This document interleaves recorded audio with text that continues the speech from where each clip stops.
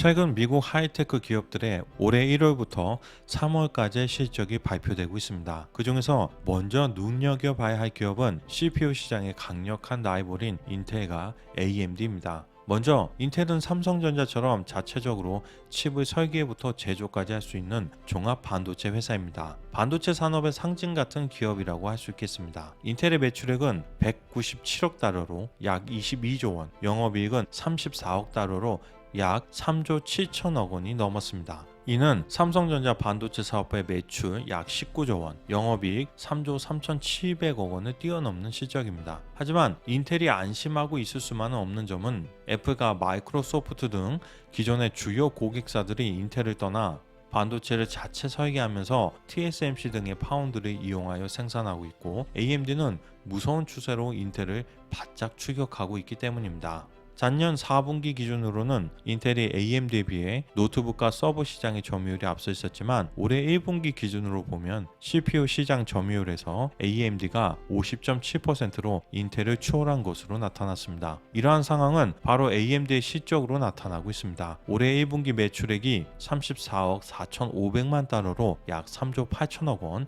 영업이익은 6억 6,200만 달러로 약 7천억 원을 기록했습니다. 이는 전년 동기 대비 매출액은 93%, 영업이익은 274%가 증가한 것입니다. 물론 아직까지는 인텔과 비교하면 규모 면에서 큰 차이가 있는 것은 사실이지만 증가 추세가 인텔을 압도하고 있습니다. AMD가 이처럼 무섭게 성장할 수 있었던 주요한 요인은 경쟁력이 떨어지는 반도체 자체 생산은 깔끔하게 포기하고 TSMC의 7나노 공정을 적용한 제품으로 시장을 공략하고 있는 반면, 인텔은 아직도 자체 생산을 고집하며 14나노 공정에서 11세대 CPU를 생산하고 있기 때문입니다.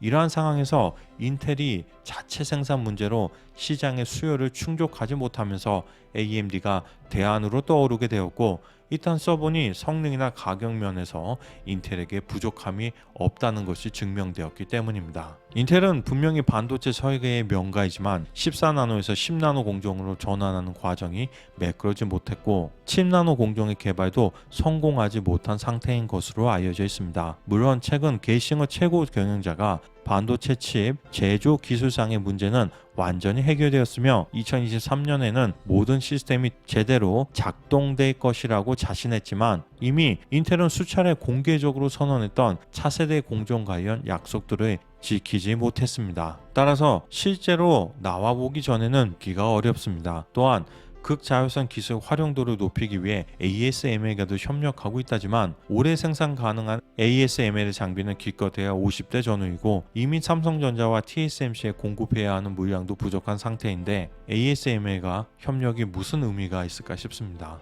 또한 내년 TSMC에서는 5나노 AMD CPU의 생산이 가능할 것으로 보이는데, 과연 인텔은 7나노 공정이 성공한다고 해도 내년에 양산이 가능할까요? 인텔이 데이터 서버 시장에서의 어느 정도 점유율을 유지할 수 있겠지만, 과연 일반 PC 시장에서도 AMD와 경쟁할 수 있을지 두고 봐야 할 것 같습니다. AMD CPU의 우수한 성능으로 인해 실제 국내 PC 시장도 변화의 과정에 있습니다. 지난해에는 겨우 2에서 3%에 불과했던 AMD 시장 점유율이 최근 10% 가까이로 올라간 것입니다. 특히 노트북 제조 기업들도 AMD CPU의 도입을 확대할 예정이라 올해 지속적으로 점유율을 높일 수 있을 것으로 보여집니다. 참고로 제 노트북의 CPU 역시 AMD의 R7-4800H인데 현재 가격, 발열 측면에서 매우 만족하며 사용하고 있습니다. 물론 7나노, 14나노라는 미세 공정의 숫자만으로 CPU의 모든 성능을 비교할 수는 없습니다. CPU의 성능은 미세 공정뿐 아니라 다양한 기술력이 결합되어 있는 것이기에 인텔의 기술적인 우위는 아직도 확고하다고 볼 수 있습니다. 실제로 미세 공정의 우수함은 코어의 성능보다는 전력 소비와 칩 자체의 크기를 줄이는 데 영향을 주는 것으로 알려져 있습니다. AMD가 인텔 CPU의 성능을 뛰어넘기 위해 멀티코어에 주력한 이유도 바로 이것으로 알려져 있습니다. 일반적인 시장의 평가도 게임은 인텔 CPU가, 다중작업은 AMD가 좀 더 우수한 것으로 알려져 있습니다.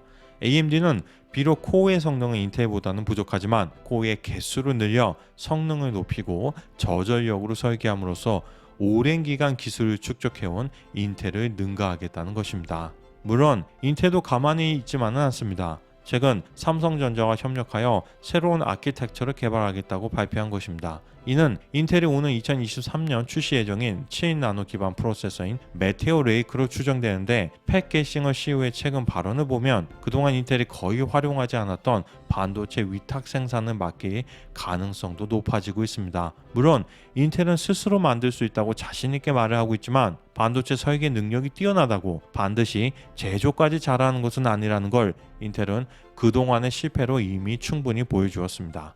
이제는 핵심 역량인 반도체 설계에 집중하고 삼성전자의 파운드리 공정에 위탁 생산을 맡기는 것이 바로 인텔과 삼성전자 모두 발전할 수 있는 길일 것입니다. 마지막으로 전무후무한 기업, 세계 최고의 기업인 애플의 상황은 살펴보겠습니다. 애플의 시가총액은 약 2,500조 원입니다. 2위 마이크로소프트가 약 2,000조 원인데 한국의 삼성전자가 보통주와 우선주를 합치면 약 550조 원 정도 되니까 애플은 삼성전자가 5개, 마이크로소프트는 삼성전자 4개 정도의 규모입니다. 애플의 2,500조는 대략 한국 증시에 상장된 모든 기업들의 시가총액을 더한 것보다 많습니다. 실로 놀랍다고밖에 할 수 없는 규모입니다. 대한민국은 세계 10위권의 경제 규모를 갖고 있는 국가인데 미국의 한 회사의 가치가 세계 10위권 국가의 모든 기업을 합친 가치이기 때문입니다. 애플의 실적을 구체적으로 보면 역대 2분기 최대 매출을 달성했습니다. 매출액은 약 100조 원, 영업이익은 약 31조 원으로 정년 동기 대비 각각 53.6%와 114% 증가했습니다. 삼성전자는 약 65조 원 매출에 영업이익은 9조 원인 것을 비교하면 엄청난 매출과 영업이익임을 알 수 있습니다. 매출이 조 단위가 넘어가는데 영업이익률이 30%를 달성할 수 있는 기업이 이 세상에 과연 몇 개나 될까요? 더불어 배당은 7% 인상하고 100조 원 규모의 자사주 매입도 발표했습니다. 매출액 구성을 보면 아이폰, 맥북, 아이패드 등의 제품 매출액이 약 81조 원, 서비스 매출액이 약 19조 원이었습니다. 각각 전년 동기 대비 62.6%와 26.6% 증가한 결과인데, 제품 매출액이 놀란 만큼 증가한 원인은 바로 아직까지 진행 중인 코로나 팬데믹으로 인한 언택트 환경 때문으로 보여집니다. 스마트폰만 하더라도 삼성은 올 1분기 7,700만 대를 판매했고 애플은 6천만 대에 머물렀지만 매출액을 보면 애플 아이폰은 약 53조 원, 삼성의 갤럭시는 약 30조 원에 머물렀습니다. 즉 삼성전자는 1,700만 대나 더 팔았지만 매출액은 23조 원 정도 적은 것입니다. 삼성의 스마트폰 사업은 규모로만 보면 1등인 듯 하지만 내실로 보면 1등에 훨씬 못 미치는 2등인 상황인 것입니다. 더 중요한 것은 이와 같은 큰 성공에도 애플은 결코 멈추지 않는다는 것입니다.